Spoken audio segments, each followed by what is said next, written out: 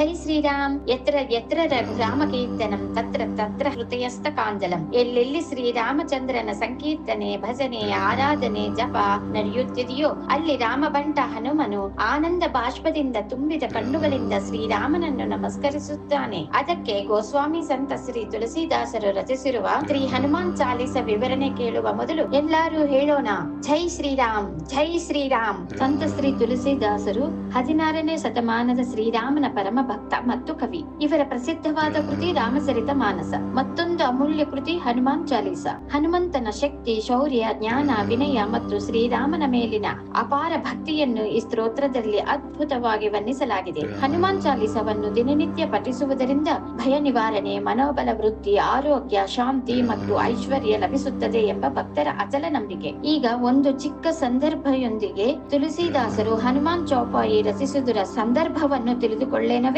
ತುಳಸಿದಾಸರು ವಾರಣಾಸಿಯಲ್ಲಿರುವಾಗ ಇವರ ರಾಮನಾಮ ಜಪೆಯಿಂದ ನಡೆದಿರುವ ಅದ್ಭುತಗಳು ಮತ್ತು ರಚಿಸಿರುವ ಗೀತೆಗಳು ಜನರದಲ್ಲಿ ತುಂಬಾ ಪ್ರಚಾರವಾಯಿತು. ಇದಲ್ಲದೆ ತುಳಸಿದಾಸರೆಂದರೆ ಗೌರವ ಹೆಚ್ಚಾಯಿತು. ಇತರ ಮತಸ್ಥರು ಸಹಸಿಲ್ಲದೆ ವ್ಯತಿರೇಕದ ಭಾಷಣೆಯಿಂದ ರಾಜ ಅಕ್ಬರು ತುಳಸಿದಾಸರನ್ನು ಸಭಕ್ಕೆ ಕರೆಸಿಕೊಂಡರು. ತಾವು ಎಷ್ಟೋ ಅದ್ಭುತಗಳನ್ನು ಮಾಡಿದ್ದೀರಿ, ಈಗ ಇಲ್ಲಿ ತೋರಿಸು, ಹಾಗೆಯೇ ನಮ್ಮ ಬಗ್ಗೆ, ಆಡಳಿತರ ಬಗ್ಗೆ ವಿವರಿಸಿ ಎಂದಾಗ, ಇದೆಲ್ಲ ಶ್ರೀರಾಮನ ದಯೆ, ಕೃಪೆ, ಆಶೀರ್ವಾದದಿಂದ ನಡೆದಿದೆ. ಕರ್ಮಾನುಸಾರ ಈಗ ಇದು ಸಾಧ್ಯವಲ್ಲ. ಈ ಮಾತುಗಳಿಂದ ಕೋಪೋದ್ರಿಕ್ತರಾದ ರಾಜ ಜೈಲು ಶಿಕ್ಷೆ ವಿಧಿಸಿದರು.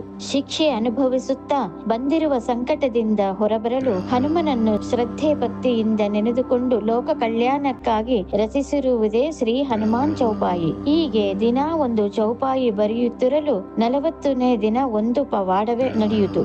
ಅಕ್ಬರ್ ಅವರ ಆಸ್ಥಾನಕ್ಕೆ ಸಾವಿರಾರು ಸಂಖ್ಯೆಯಲ್ಲಿ ವಾನರ ಸೇನ ಬಂದು ಸಂಸ್ಥಾನದಲ್ಲಿ ಇರುವ ಎಲ್ಲರನ್ನು ಭಯಪಡಿಸುತ್ತಾ ಆ ಪ್ರದೇಶವನ್ನೇ ಅಸ್ತವ್ಯಸ್ತ ಮಾಡೋದು ನೋಡಿ ಜ್ಞಾನಿಗಳಾದ ಕೆಲವು ಆಸ್ಥಾನಿಕರು ಮತ್ತು ರಾಜರು ಗೋಸ್ವಾಮಿ ತುಳಸಿದಾಸರನ್ನು ಬಂಧಿಸಿರುವ ಪರಿಣಾಮ ಇದು ಎಂದು ಆರಿತು ಸೆರೆಮನೆಯಿಂದ ತುಳಸಿದಾಸರನ್ನು ಬಿಡಿಸಿ ಗೌರವ ಹಾಗೂ ಸಕಲ ಮರ್ಯಾದೆಯಿಂದ ಆಸ್ಥಾನಕ್ಕೆ ಕರೆದುಕೊಂಡು ಬಂದರು. ಅವರು ಆಸ್ಥಾನಕ್ಕೆ ಬರುತ್ತಿದ್ದಂತೆ ಅಲ್ಲಿದ್ದ ವಾನರ ಸಮೂಹ ಅದೃಶ್ಯರಾದವು. ಆಗ ರಾಜ, ಇಷ್ಟು ವಾನರ ಸೈನ್ಯವನ್ನು ಎಲ್ಲಿಂದ ಕಲಿಸಿದ್ದೀರಿ ಎನ್ನಲು ತುಳಸಿದಾಸರು, ನನಗೆ ಯಾವ ವಾನರ ಸೈನ್ಯವೂ ಕಾಣಿಸುತ್ತಿಲ್ಲ, ನಾನು ಯಾರನ್ನು ಕಲಿಸಲಿಲ್ಲ ಎಂದು ಹನುಮನನ್ನು ನೆನೆದು ಅಳುತ್ತಿದ್ದರು. ಆಗ ಆ ಸ್ಥಾನದಲ್ಲೇ ಪರಮ ಭಕ್ತರಾದ ಹನುಮನ ಸಾಕ್ಷಾತ್ಕಾರವಾಯಿತು. ಹನುಮಾನ್ ಚಾಲೀಸ ಹೇಗೆ ರಚನವಾಯಿತು ಎಂದು ಸಂಕ್ಷಿಪ್ತವಾಗಿ ತಿಳಿಸಿಕೊಂಡಿದ್ದೇವೆ. ಇನ್ನು ಅರ್ಥ ತಿಳಿಯುವ ಮುಂದೆ ಸಾಗೋಣವೇ?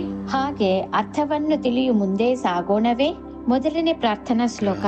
ಶ್ರೀ ಗುರುಚರಣ ಸರೋಜ ರಜ ನಿಜಮನ ಮುಖರ ಸುಧಾರಿ ವರಣೌ ರಘುವರ ವಿಮಲ ಯಶೋದಾಯಕ ಫಲಚಾರಿ. ಇಲ್ಲಿ ಗುರು ಎಂದರೆ ಸ್ವತಃ ಹನುಮಂತ ದೇವರೇ. ಸ್ವಾಮಿಯ ಚರಣ ಕಮಲಗಳ ಬಳಿಯ ಇರುವ ಹೂವುಗಳ ಪರಿಮಳದಿಂದ ನನ್ನ ಮನಸ್ಸೆಂಬ ಕನ್ನಡಿಕೆಯನ್ನು ಶುಭ್ರಗೊಳಿಸಿದರೆ ಮಾನವ ಜನ್ಮ ಸಾರ್ಥಕ ಮಾಡಿಕೊಳ್ಳಲು ಚತುರ್ವಿಧ ಪುರುಷಾರ್ಥಗಳು ಅಂದರೆ ಧರ್ಮ, ಅರ್ಥ, ಕಾಮ ಹಾಗೂ ಮೋಕ್ಷಗಳು ಶ್ರೀರಾಮನ ಅನುಗ್ರಹದಿಂದ ಹನುಮಂತನ ಕೃಪೆಗೆ ಪಾತ್ರರಾಗಿ ಲಭಿಸುತ್ತದೆ ಎನ್ನುವುದಾಗಿದೆ. ಎರಡನೇ ಶ್ಲೋಕ. ಬುದ್ಧಿಹೀನತನು ಜಾನಿಕೆ ಸುಮಿರೌ ಪವನ ಕುಮಾರ್ ಬಲ ಬುದ್ಧಿ ವಿದ್ಯಾ ದೇಹು ಮೋಹಿ ಹರಹು ಕಲೇಶ ವಿಕಾರ್. ಹೇ ಪವನ ಕುಮಾರ, ನಾನು ನಿನ್ನ ಸ್ಮರಣೆಯನ್ನೇ ಮಾಡುತ್ತಿರುವೆನು. ನನಗೆ ಇರುವ ವಿದ್ಯಾ ಬುದ್ಧಿ ಬಲದಿಂದ ಈ ಜೀವನದಲ್ಲಿ ಶಾಂತಿ ಇಲ್ಲದಂತಾಗಿದೆ. ಅಂತೆಯೇ ನಿನ್ನ ಅನುಗ್ರಹಕ್ಕೆ ಪಾತ್ರನಾಗಲು ನನಗೆ ಬಲ, ಬುದ್ಧಿ, ವಿದ್ಯೆ ಇಂದು ನೀಡಿ ಎಲ್ಲ ಕ್ಲೇಶಗಳು ಹಾಗೂ ಮನೋವಿಕಾರಗಳನ್ನು ನಾಶ ಮಾಡಿ ಅನುಗ್ರಹಿಸಲು ಕೇಳುತ್ತಿದ್ದೇನೆ. ಮಿಕ್ಕಿದ ಪಾದಗಳ ಅರ್ಥ ವಿವರಣೆ ಮುಂದಿನ ಭಾಗದಲ್ಲಿ ತಿಳಿಸಿಕೊಳ್ಳೋಣವೇ? ಜೈ ಶ್ರೀರಾಮ್.